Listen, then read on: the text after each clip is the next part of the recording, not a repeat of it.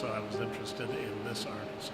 I have no idea. I don't think we've ever thought about art at all before until this very moment. And even so, we're not. This is the first time I've been to an art gallery, I think, yeah. I mean, I've probably, no, actually, I think it's like the first one. A recent non-peer-reviewed study has concluded that over 80% of artists represented at top commercial art galleries in New York City are white, and 70% are male. Prajal Dutta is a partner at Aicon Gallery, located in the East Village. The gallery showcases international art with a focus on contemporary South Asian artists. Majority of art is white art. It's art produced by Europeans and North Americans, typically shown by galleries owned by Europeans and North Americans in Europe and North America. So it's a very incestuous field.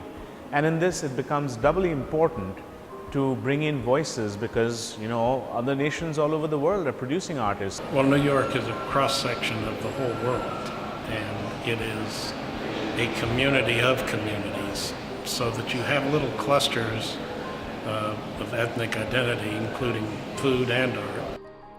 In New York, among artists of color, Black and East Asian artists are represented the most, while South Asian, Pacific Islander, and Native American are represented the least.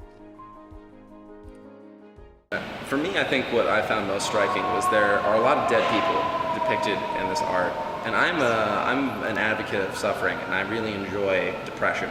And I think that really reminds me that even in the beauty that is idealistic art pieces, there always lie a hint of suffering to bring us out of reality, call us out of the facades that we create for ourselves, and show us what life really is.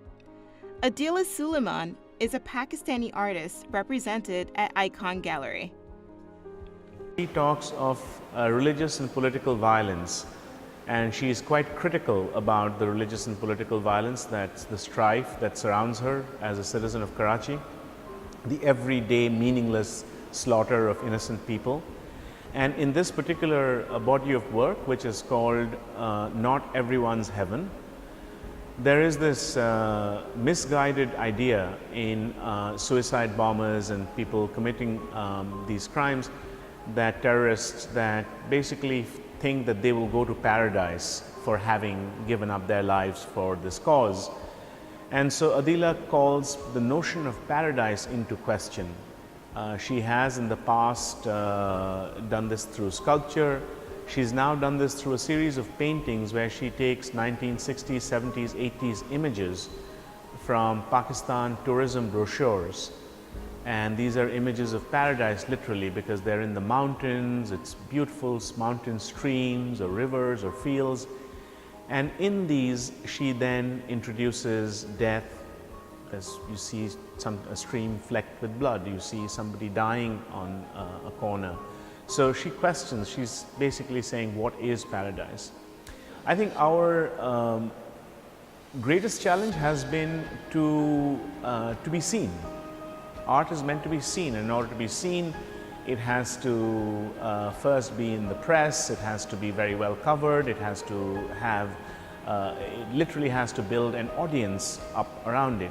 And so we constantly, through art, try to weave a thread that joins people, and that's really why it's important to show contemporary South Asian art in New York. As an Indian person living in America, she lives with a lot of her family members who are also Indian, and they're very much into arts and different culture, and really trying to understand life in general and how everything sort of relates together and attains oneness. So they recommended us to come down to this art gallery today and figure out kind of our place in the world and see how when we reflect on art, you know, what thoughts come to mind.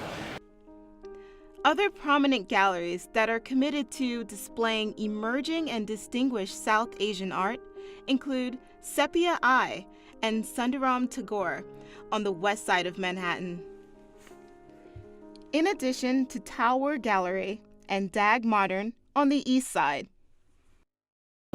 I'm Lena Inglis reporting for NYU.